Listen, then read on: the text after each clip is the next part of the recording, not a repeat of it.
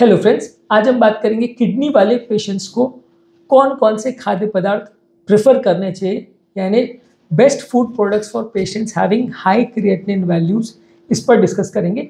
ये इस टॉपिक का सेकंड पार्ट है। हमने ऑलरेडी फर्स्ट पार्ट में काफ़ी फूड प्रोडक्ट्स के बारे में आपको बताया था जो कि किडनी पेशेंट्स के लिए अच्छे हैं, और कुछ इंपॉर्टेंट बेसिक रूल्स पर भी हमने बात करी थी जो किडनी पेशेंट्स को फॉलो करना चाहिए अपना डाइट सिलेक्ट करने से पहले।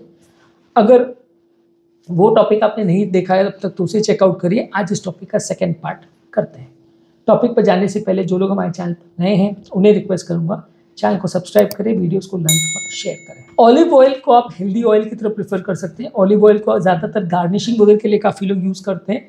कुकिंग के लिए उतना अच्छा नहीं है क्योंकि इसका स्मोक पॉइंट उतना ज़्यादा नहीं है, पर अदरवाइज़ ये अच्छा ऑयल माना जाता है सलाद और ड्रेसिंग्स वगैरह के लिए किडनी पेशेंट्स में। इसके अलावा पत्ता गोभी को एक अच्छी सब्जी माना जाता है। इसमें लो पोटाशियम वैल्यूज़ है, तो सब्जियों में आप इसको काफ़ी प्रेफर कर सकते हैं। हालांकि बहुत ज़्यादा मात्रा में जैसे नूडल्स वगैरह में ऑयल के साथ डाला जाता है तो वो उतना अच्छा नहीं है। इसके अलावा पत्ता गोभी को जो फर्मेंट किया जाता है, जिसको सोरक्रॉट और किमची बोलते हैं, उसमें क्या है नमक बहुत ज़्यादा डाल जाता है फर्मेंटिंग के दौरान, वो भी उतना अच्छा नहीं है। पर अगर आप सादा पत्ता गोभी अगर सब्जी के फॉर्म में ले रहे हैं तो ये अच्छा सब्जी है किडनी के पेशेंट्स के लिए। इसके अलावा राइस ले सकते हैं। राइस बेसिकली वाइट राइस जो है वो डाइजेस्ट करना बॉडी के लिए अच्छा है। हालांकि वजन बढ़ाता है, लेकिन किडनी के पेशेंट को इसको डाइजेस्ट करना अच्छा है। ब्राउन राइस में कंपैरेटिवली आपको थोड़ा सा ये देखना पड़ेगा कि इसमें विटामिन मिनरल्स कई बार ज़्यादा हो जाते हैं बॉडी में थोड़ा, तो एडवांस किडनी वाले पेशेंट्स के लिए थोड़ा सा बहुत ज़्यादा मात्रा में उसको लेना नुकसानदायक हो सकता है। इसके अलावा पाइनएप्पल को आप प्रेफर कर सकते हैं, खासकर उन लोगों को जिनका पोटाशियम लेवल्स कम है। ये एक लो पोटाशियम का अच्छा ऑप्शन है। इसका जूस को भी आप प्रेफर कर सकते हैं। जिनको एडवांस किडनी डिजीज है उनके लिए भी थोड़ा सूटेबल है। बस ये कार्बोहाइड्रेट ज़्यादा होता है तो थोड़ा वजन इससे बढ़ सकता है। क्रैनबेरी जूस काफ़ी अच्छा है। अनस्वीटेंड या बिना चीनी डाला हुआ क्रैनबेरी जूस जो है वो यूरिनरी ट्रैक्ट इन्फेक्शंस के लिए भी अच्छा है। पेशाब की नली में होने वाले कीटाणुओं को भी मारता है, तो अगर यूरिनरी ट्रैक्ट का आपको इन्फेक्शन है तो क्रैनबेरी जूस को आप प्रेफर कर सकते हैं। इसके अलावा गार्लिक यानी लहसुन को आप ले सकते हैं। ये फ्लेवर डालने के लिए इसको काफ़ी चीज़ों में आप यूज़ कर सकते हैं। इसमें सोडियम कंटेंट कम है, पोटाशियम कंटेंट कम है, तो ये अच्छा फूड माना जाता है। इसी तरह से प्याज को भी आप प्रेफर कर सकते हैं यदि आपको किडनी का प्रॉब्लम है। प्याज भी कंपैरेटिवली अच्छा सब्जी है अगर किसी को किडनी का प्रॉब्लम है तो। इसके अलावा कॉर्न स्टार्च यानी कि अगर कॉर्न से बना हुआ जो स्टार्च होता है उससे आप चीज़ें बना सकते हैं। ये बेसिकली इसमें फॉस्फोरस कंटेंट कम होता है, किडनी वाले पेशेंट्स के लिए अच्छा है। इसको अलग अलग चीज़ों को सॉस वगैरह को थिक करने के लिए यूज़ करते हैं, इसका प्रयोग आप कर सकते हैं। इसके अलावा वाइट ब्रेड और पास्ता को आप प्रेफर कर सकते हैं। नॉर्मली हम ज़्यादातर वाइट ब्रेड को अवॉइड करने बोलते हैं, लेकिन होल ग्रेन के कंपैरिजन में इसमें फॉस्फोरस कंटेंट कम रहता है, तो जिन लोगों का फॉस्फोरस ज़्यादा है वो वाइट ब्रेड को और वाइट पास्ता को प्रेफर कर सकते हैं। एक चीज़ इसमें ये भी जानना ज़रूरी है कि हम कई बार बात करते हैं वाइट ब्रेड और वाइट राइस, ब्राउन राइस और ब्राउन ब्रेड की, तो ब्रेड में खासकर आपको ये देखने की ज़रूरत है कि कितना कॉन्सेंट्रेशन ब्राउन पोर्शन का है। कई बार क्या होता है कि आप काफ़ी इस तरह के वीडियोस भी आजकल अवेलेबल है जो ये दिखाते हैं कि ये लोग कुछ कलर्स डाल के, केमिकल्स डाल के उसको ब्राउन कर देते हैं, और ब्राउन वाला पोर्शन इतना होता है, बाकी मैदा वाला पोर्शन इतना होता है, शुगर भी बहुत डाला होता है, तो वो अच्छी चीज़ें नहीं है। अगर उसको अच्छी तरह से बनाया गया और पूरी तरह से वो ब्राउन कंटेंट है तो उसको ब्राउन की कैटेगरी में रखा जाएगा। पूरी तरह से अगर वो वाइट है तो वाइट की कैटेगरी में रखा जाएगा।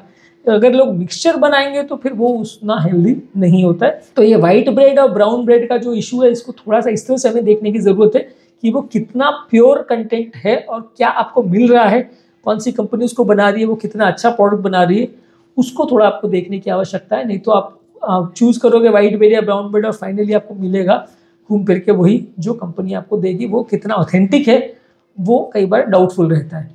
इसके अलावा आपको ज़रूरी है कि आप हर चीज़ों में पोर्शन कंट्रोल करें। कोई भी चीज़ बहुत ज़्यादा मात्रा में नहीं खाएं। कोई भी चीज़ों को बहुत ज़्यादा मात्रा में खाने से किसी में प्रोटीन बढ़ जाता है, किसी में पोटाशियम बढ़ जाता है, किसी में फॉस्फोरस बढ़ जाता है।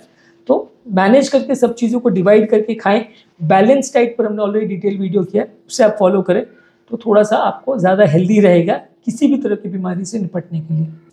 इसके अलावा बहुत ज़्यादा फास्ट फूड और प्रोसेस्ड फूड्स बहुत ज़्यादा मत खाएं। फास्ट फूड यानी मार्केट में available junk food, oily food जो भी अवेलेबल रहता है वो हेल्दी नहीं होता है। उसमें ऑयल भी ज़्यादा होता है, सोडियम और शुगर भी ज़्यादा होता है, जो कि हेल्थ के लिए अच्छा नहीं है। जहाँ तक पॉसिबल है उसको मैनेज करिए। इसके अलावा खुद का ब्लड प्रेशर को प्रॉपर्ली मॉनिटर करिए। अगर आपका ब्लड प्रेशर कम रह रहा है तो आप सोडियम कंटेंट नॉर्मल ले सकते हैं। यदि ब्लड प्रेशर ज़्यादा रह रहा है तो सोडियम कंटेंट कम लेना चाहिए। तो आपको सोडियम लेवल्स कितना लेना है वो आपकी ब्लड प्रेशर रीडिंग्स पर डिपेंड करेगा।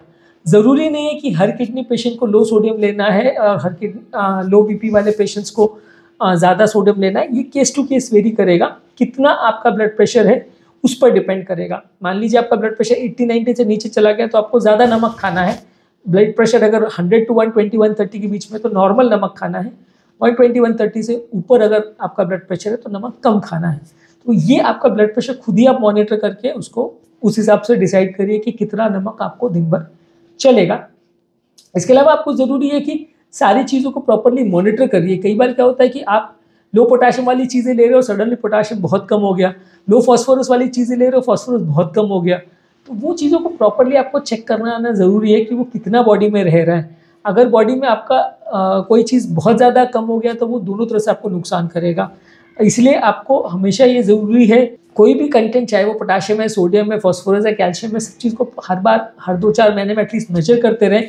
क्रिएटिनिन वैल्यूज़ को भी मेजर करते रहें कि बढ़ तो नहीं रहा है, प्रॉब्लम तो नहीं हो रही है, तो आप डाइट को बेटर मैनेज कर पाओगे। एक ब्लैंकेट स्टेटमेंट कि ये चीज़ अच्छी है और ये चीज़ बुरी है, ये लाइफ टाइम चलेगा, ऐसा ज़रूरी नहीं है।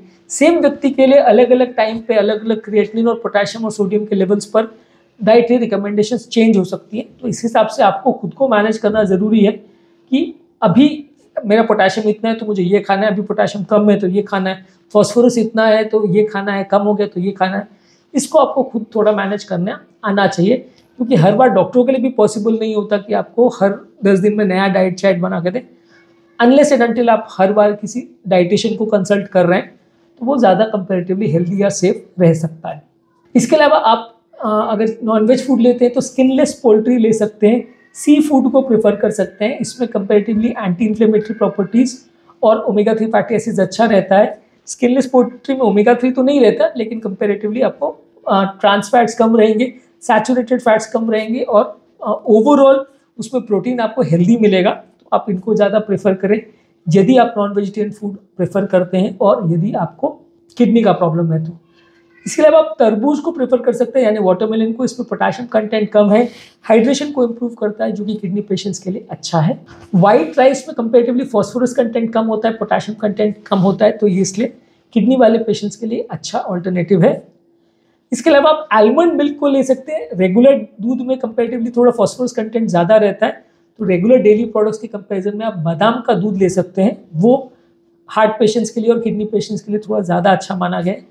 हमने ऑलरेडी आलमंड मिल्क पर एक डिटेल वीडियो किया, जो कि आप हमारे चैनल पर देख सकते हैं। इसके अलावा आप नींबू का पानी या लेमन वाटर ले सकते हैं। ये आपके फूड में फ्लेवर भी ऐड करता है, पोटाशियम लेवल्स इसका ज़्यादा नहीं होता। बाकी सिट्रस फ्रूट्स के कंपैरिजन में इसमें पोटाशियम कम रहता है, तो आप इसको प्रेफर कर सकते हैं।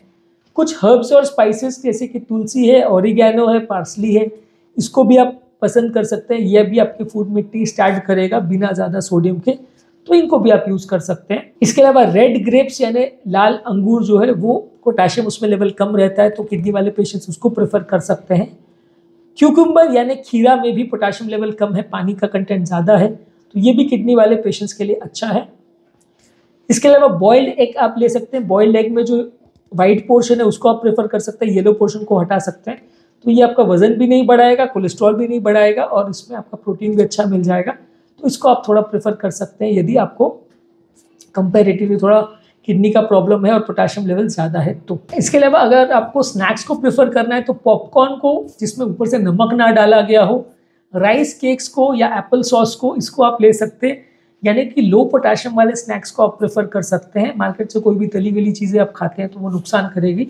लो पोटाशियम स्नैक्स अगर आप लेते हैं जैसे कि पॉपकॉर्न है, तो ये आपके लिए थोड़ा अच्छा है। इसके अलावा जो लोग मशरूम खाना पसंद करते हैं वो पोर्टोबेलो मशरूम प्रेफर कर सकते हैं। उसमें पोटाशियम लेवल कम हो सकता है, बाकी वेराइटीज से ज़्यादा हेल्दी है, तो मशरूम खाने वाले इसको थोड़ा प्रेफर कर सकते हैं अगर उनको किडनी का प्रॉब्लम है तो। ज़्यादातर कोशिश करिए कि आपके सारे फूड प्रोडक्ट जो भी आप बना रहे हैं वो घर पर ही बनाएं तो ज़्यादा अच्छा है, क्योंकि बाहर के फूड प्रोडक्ट्स में क्या नमक डाला, क्या तेल घी डाला, उस पर आपका कोई कंट्रोल नहीं होता और वो अनहेल्दी होने का चांस ज़्यादा होता है, अनहाइजीनिक होने का चांस भी ज़्यादा रहता है। तो जहाँ तक पॉसिबल है हफ्ते में एटलीस्ट 90% ऑफ द टाइम्स आप घर पे ही खाएं तो अच्छा है। 5% या 10% मैक्सिमम टाइम्स आप अगर बाहर खा रहे हैं तो चलेगा। 90 to 95% टाइम्स आपको कोशिश करना चाहिए कि घर पर ही खाएं तो अच्छा है। समय समय पर डाइटिशियन से मिलिए, क्योंकि अलग अलग टाइम्स पे आपकी क्रिएटिनिन वैल्यूज अलग अलग होती है, सोडियम पोटेशियम फास्फोरस का लेवल्स अलग अलग होता है, तो आपकी डाइटरी रिक्वायरमेंट्स भी अलग अलग होती है। तो आप अगर रेगुलर डॉक्टर के टच में रहेंगे तो वो आपको बेटर मैनेज करके देंगे चीज़ें। आप अगर 2 साल 5 साल में एक बार डाइटिशियन को मिलेंगे या 2 4 5 साल में एक बार आपके नेफ्रोलॉजिस्ट को मिलेंगे तो आपको प्रॉब्लम ज़्यादा आएंगी और आपके खाना को मैनेज करना ज़्यादा मुश्किल हो जाएगा। सेम व्यक्ति में भी अलग अलग टाइम पे अलग अलग महीनों में डाइट की रिक्वायरमेंट्स अलग अलग हो सकती है। उसके हिसाब से आपको अपनी मेडिसिन, अपने डाइट, अपनी न्यूट्रिशनल काउंसलिंग और अपनी लाइफस्टाइल को चेंज करना आवश्यक है उस समय आपकी जो कंडीशन है उसके हिसाब से देख के। उम्मीद करूंगा कि आज के टॉपिक में आपको कुछ नई बातें जानने को मिली होगी। जो लोग हमारे चैनल पर नए हैं उन्हें रिक्वेस्ट करूंगा कि चैनल को सब्सक्राइब करें, वीडियोस को लाइक और शेयर करें ताकि ज़्यादा लोगों की इस कंटेंट से मदद हो पाए। Thank you.